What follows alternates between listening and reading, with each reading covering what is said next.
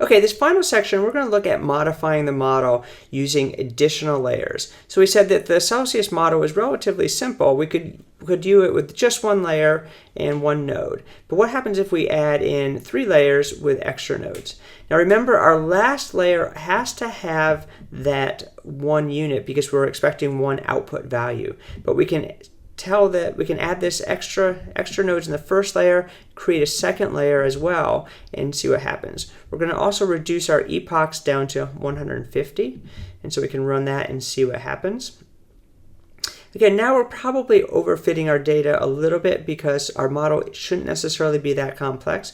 But by doing it, you'll notice that we actually get a really good prediction here. So if we didn't know what our equation was supposed to be, this might be what we would end up using for a model. Even with just 5 input values, we're getting a value that's almost right on when we go to predict something. And you'll see that our loss data gets very small as we go out with just 150 epochs. And our runtime now is even less than what it was before. So go ahead and play around with this lab and enjoy.